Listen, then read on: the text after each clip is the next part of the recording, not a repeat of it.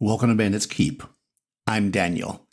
This week I want to talk about downtime, the idea of things happening between the adventures and how we can play it and how we can use it in our campaigns to kind of make them richer. So the first question is, why? So it might just be one of those things that people are like, oh, you should do downtime, and you're thinking, well, okay.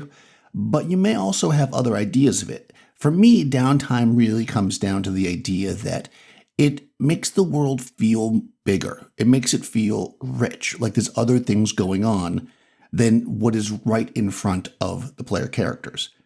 They may be on a mission to go into a dungeon, raid it, and come back with gold, but the world's moving, right? So they can't always be in the dungeon. What happens in between? I find that when I first got back into playing, so we go back here, I was running 5th edition, and our campaign was breakneck speed. Basically, we never stopped. We moved from one adventure to the next adventure to the next adventure, and at some point, we actually did have a session where we're just like, we're going to do some fun downtime stuff. And it was more kind of just to experience the world and play around. I think because I was running kind of an investigative sandbox, the world still seemed pretty big, but I've realized the more I run things that giving gaps in time between adventures feels more like the adventures are adventures and they're not like clocking in on Monday, right? When I ran my Hyperborea campaign, I had actually sometimes years go by between the adventures, and this was really nice. And in that one, I used kind of a simple system for downtime. You can also use a more complex system. So I want to get into kind of both of these, but first, let's talk about how to set it up, setting the stage. A lot of times I'll make a video like this, and somebody will make a comment about they've been running a campaign for a long time, and they haven't done the thing that I'm talking about, and they're just going to institute it.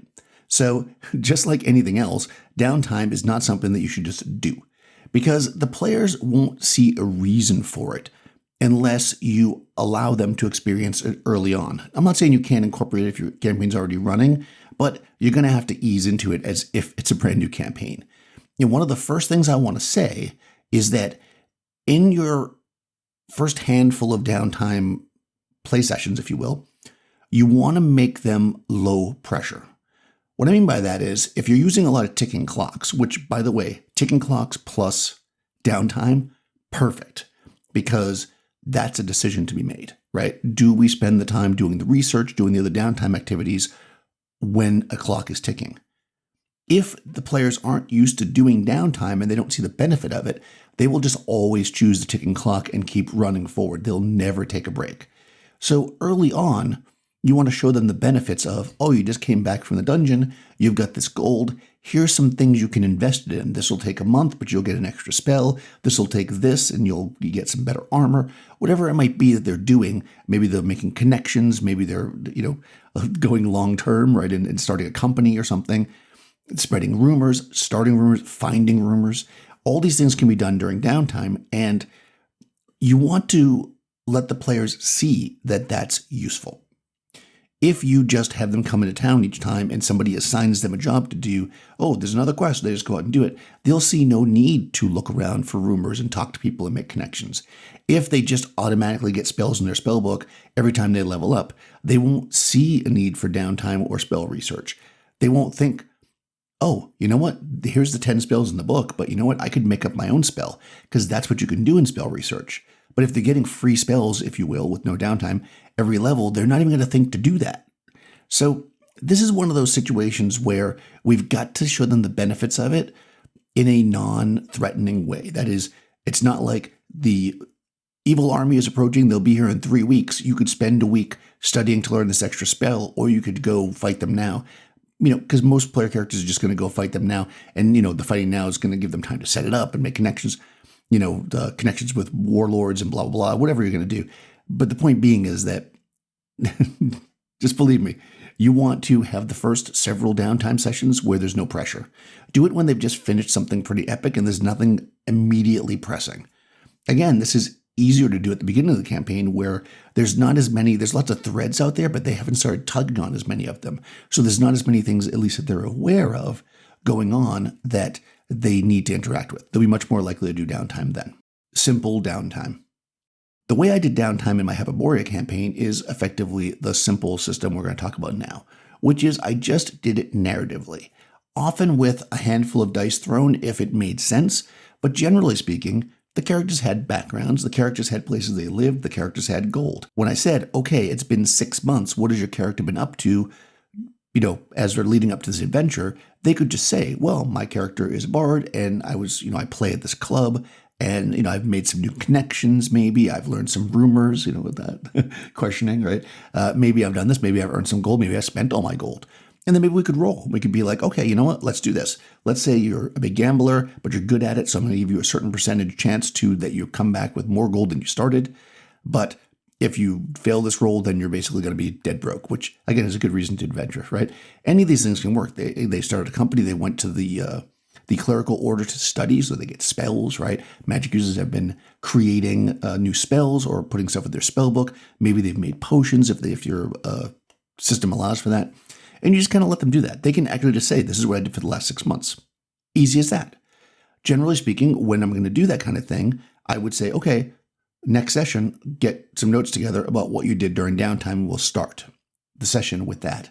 And basically, you could spend out of a 2, 3, 4 hour session, you might spend even with the large group half an hour just kind of sussing out what's happening and getting the adventure going, the next adventure going. It doesn't take a long time. It gives the characters, or the players, that is, a lot of freedom as to what their characters did, as long as it's not world-changing, right? It can't be like, well, I went and found a holy avenger in the basement, and now I have one. I mean, obviously, that you can't do that. But you can say things like, went on this trip to make connections with these people, and then you could roll a couple rolls to see how well they did there, right? Easy as that. You don't need to role play out all of this stuff. You can just do it. And sometimes I would even talk to the players ahead of time, and I would say, hey, next adventure is going to be, we're going to have jumped forward 6 months, and it makes sense for one of the player characters to have been doing such and such. Do you think your character would be doing that kind of stuff? And I pick the character I think would be most likely. So this is really great because it ties in again to the narrative, and it's easy. You don't have to worry too much about all the details. It's just kind of, they have either more money or less money. They got new spells, or they didn't get spells. They made connections, they made enemies, whatever. And it's all just done with a handful of quick die rolls. Precise downtime. Another way to do downtime is to be very deliberate about details of how long things take, what they cost, what the connections are with the player characters.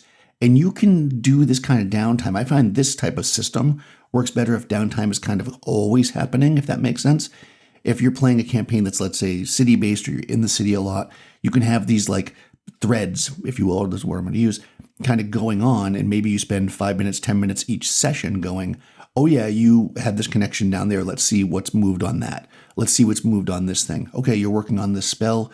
It takes 3 months worth of days to study it, and you're going to study these 4 days when you guys were in downtime. Okay, I'll mark that down. You can do that. I mean, you can really take the time to do it, and that can make the world feel very much alive. If you're playing much more of a kind of narrative in-town campaign, I find this kind works really well.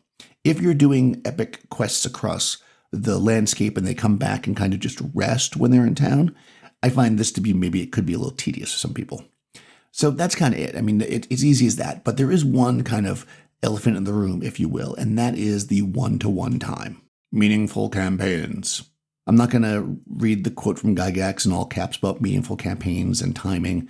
A lot of people associate that with, because he also talks about it in that section, one-to-one time. So one-to-one time effectively means that you are using the calendar in the world that you're in our world as it would be, in between adventures. That is to say that if you go on an adventure and you come back and it's today, then you don't play for a week, then a week has gone by. And this can be really good for the more precise style, because you're really tracking each thing little by little. And it can also be really good if you're running multiple groups in the same world to see where they all are, especially if they're, like in the early days, it seems at Gygax's table, kind of competitive, right? Who is getting into this dungeon before who else? What else is going on there? It works nicely. I use it for my solo game, and that's fine. Now, of course, if you've never heard of this before and you're wondering, if you're traveling, like let's say we start the adventure today and they travel for a week and a half, and then they spend 3 days in the dungeon and then they travel back in 4 days because they're running or whatever, right? Now we're basically 2 weeks out. Well, if we can't play again for 2 weeks then, because if we play in a week, the characters aren't back yet, right?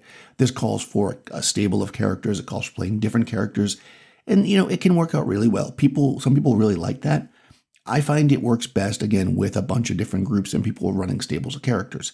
If you play, like I do in my main campaign, where everybody just plays one character and they don't want to say, oh, I can't play for a week this character, then I just run the time in the game world and I still keep precise time records. It's just on its own calendar.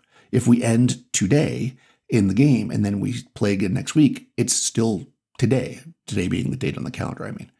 And that's just how you do it. Either way works. I do think if you're going to do downtime activities, I think it does pay off to have a very tight calendar so you know what's going on when.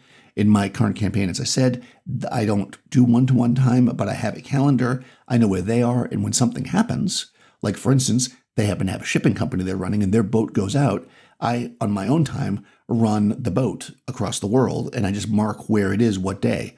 So at certain times, the boat's in the future, right? And sometimes it's behind them, depending on what happens in the game. As long as they don't need to interact with it, it's never really a problem. And that very rarely comes up. So that's how I do that. It's not just the PCs. Just a few more kind of points I wanted to throw in here. It's kind of my bullet list of things that didn't fit. Number one, I want to add that the game does change and shift as far as the tonality of what people do on downtime and how it goes. I talked about businesses. I talked about this and that. And if you're having something built for you, like for instance, if you are starting out and you're a low-level magic user and you need to research something, you might have to take a month of downtime to research the spell, which means that the party might have to wait for you, or if you want to run multiple characters, you could do that. And that's fine. But as you get to higher levels, you start hiring sages and scribes and things like that to do this work for you. That's where the money goes. And this way you could actually be off an adventure and you come back and now you have these things that you wanted crafted, the armor, the potions, the spells, etc. You could send out scouts to check locations before you go there to see what you might want to bring. You can become almost like the quest master. You're hiring parties to go off and do things. And this is the kind of thing that the game can kind of shift into as the party starts to have more and more gold. So your early downtime might be your magic user trying to write a scroll, but later the downtime might actually be politicking. And again, you can either play that out if you like doing that in the game, or you can just do it with a series of rules. Either way works. It's all downtime. Whether you do it in real time and you play every part of it, whether you narrate it and just talk about it, it's all useful. Just find the kind that works best for your table, and I think it will add something. I really do. Even the most basic downtime we just narrate, okay, it's been a month, what have you guys been doing, really adds depth to the world, really makes it feel like it's a lived-in space. This, I think, is the key to having a really long-running campaign, is that the players aren't just some numbers that walk into a dungeon and get gold. The player characters as it would be, are actually actively participating in the world. And sometimes that means doing stuff back at town. I would love to know how you handle downtime, or if you have any other questions about it, let me know in the comments below. Also, check the description. You'll find a link to my Patreon and also my Discord server. Join the conversation over there. I'll talk to you soon.